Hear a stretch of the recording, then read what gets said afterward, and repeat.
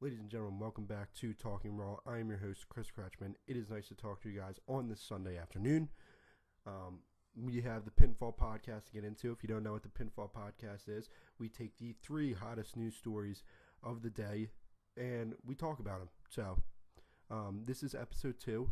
I wasn't necessarily satisfied with episode 1. Not because of the content. It was because of the audio. So I'm trying to fix it. So bear with me. This is a new mic. So, I'm going to try and make the best of it. So, we have 3 news stories that we need to get into. One being Chris Jericho. Chris Jericho said in an interview with WWE's YouTube page, he said that this could be his last hurrah. And that being the Japan tour.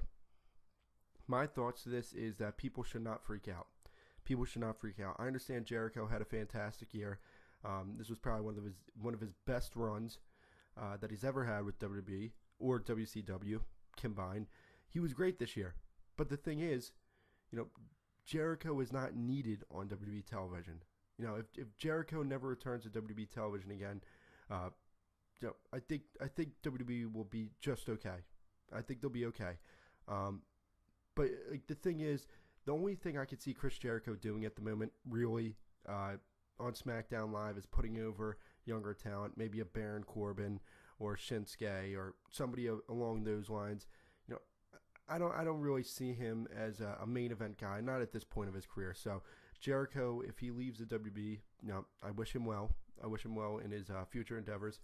I'm rooting for him. I'm rooting for him with this whole Fozzy gig he has going on. So Jericho leaving WWE, not that big of a deal.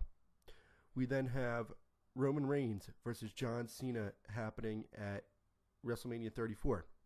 John Cena has teased it on Twitter, saying that he wants, well, not necessarily saying that he wants Roman Reigns, but pretty much putting it out there, hey, Roman Reigns, this ain't your yard. This is still my yard. So, if the match happens, I said it on Instagram Live multiple times, that's a match I'd really like to see. That is definitely a match I'd like to see. Mainly the reason why is because I'd like to see the build-up towards the match. I'd like to see, really the environment around the match. And, I'd love to be in the crowd for that match. And, I think they could put on a good match. I think that Roman and Cena, if they were putting a match together, I think they would do very, very well together. Roman Reigns has improved dramatically over the past year. He has turned into somebody who is very good in the ring. He has improved drastically over the last year. And then John Cena continues to improve even in his elder years.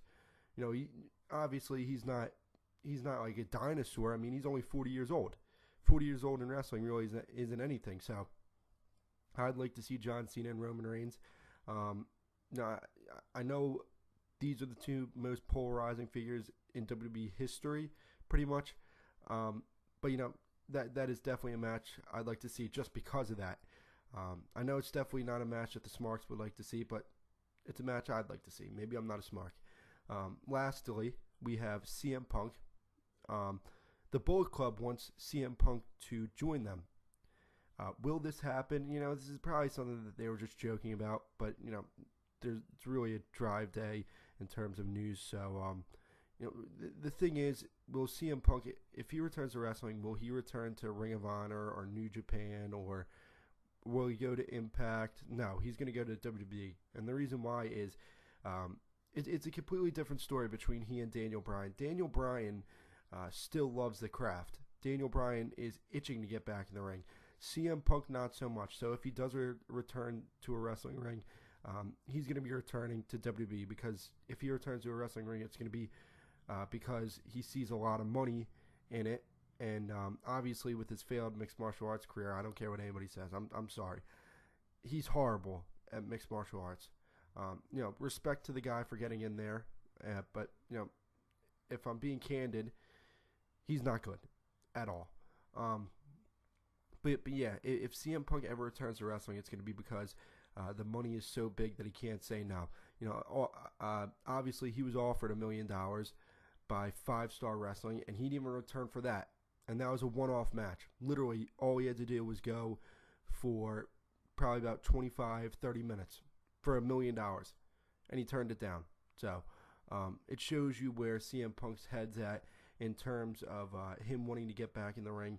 If he does get back in the ring, it's going to be because of the money, and the only place that can provide him the type of money that he's looking for is WWE. Do I think he'll eventually be back in a wrestling ring? Absolutely. I don't think we've seen the last of CM Punk in a WWE ring, but no, I don't think he goes to ROH or New Japan or Impact and joins the Bullet Club. I just don't see it happening. Plus, I don't really see CM Punk as a good fit in the Bullet Club. I don't know. That's just me. So that is it for the Pinfall Podcast. Should I even call it the Pinfall Podcast? I mean, it's been literally a 6-minute video. So, yeah. With that being said, if you haven't already, please do hit that subscribe button. And let me know what you guys think about everything that I talked about today in the comment section below. And have a nice 4th of July if you're in the States. If not, I hope you have a great rest of your week. So, see you guys later. Ladies and gentlemen, welcome back to Talking Raw. I am your host, Chris Kretschmann.